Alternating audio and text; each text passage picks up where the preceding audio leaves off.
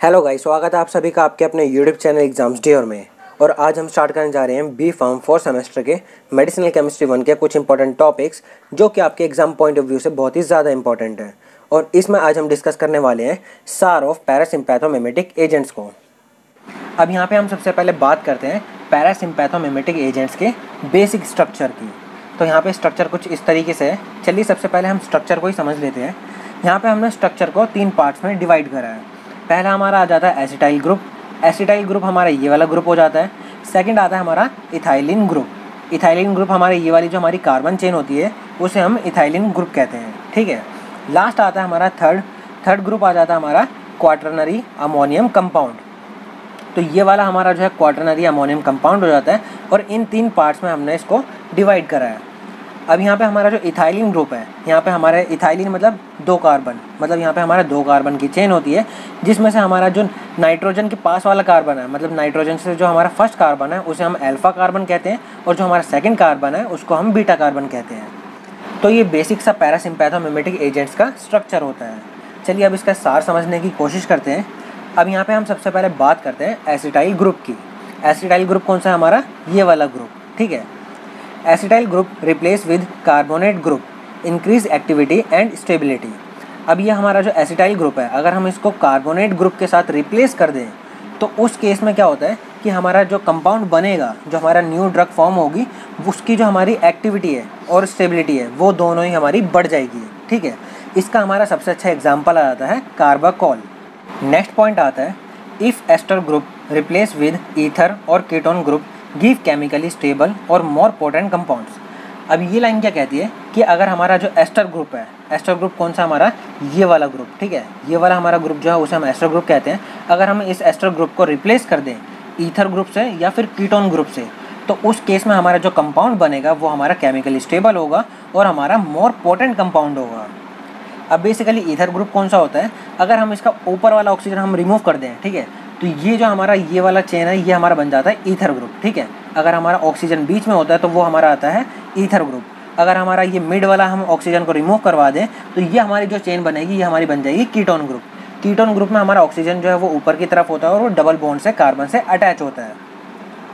तो इस तरीके से हमारा ईथर ग्रुप होता है, कीटोन ग्रुप होता है और एस्टर ग्रुप होता है। एस्टर ग्रुप में हमारा दोनों तरफ ऑक्सीजन होता है, ऊपर भी ऑक्सीजन होता है जो कि हमारे डबल बॉन्ड के साथ कार्बन से अटैच होता है और हमारा जो मेन चेन होती है उसमें भी हमारा एक ऑक्सीजन आइटम लगा होता है, तो उसे हम कहते हैं एस्टर ग्रुप। नेक्स्ट पॉइंट आता है सब्स्टिट्यूशन ऑन इथाइलिन चेन। अब हमारा ये जो इथाइलिन वाली चेन है जिसमें हमारा अल्फा बीटा कार्बन है, अगर हम इसमें सब्स्टिट्यूशन करते हैं तो फिर क्या इफेक्ट आएगा, चलिए उसको समझ लेते हैं। Branching on alpha carbon, activity for nicotinic receptor increases and activity for muscarinic receptors decreases.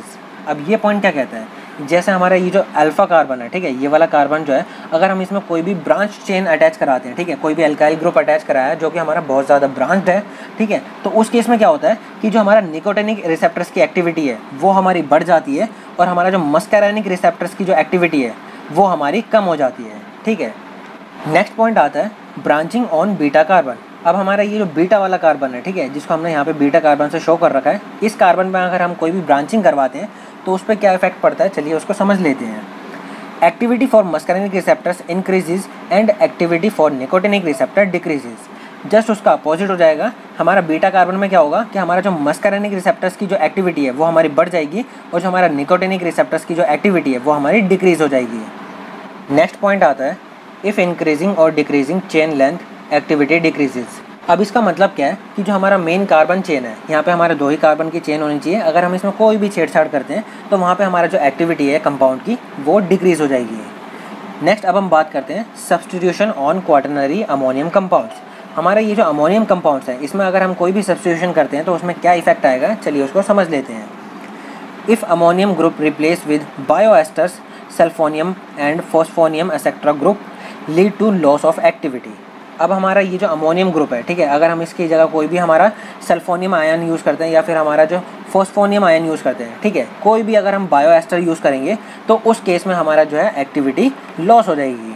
अब बायोएस्टर्स जो है वो आपको पता ही होंगे कि जो हमारे सिमिलर कंपाउंड्स होते हैं जिनकी जो फिजिकल, केमिकल और बायोलॉजिकल एक्टिविटी होती है वो सेम होती है, ठीक है, उन्हें हम कहते हैं बायोएस्टर्स।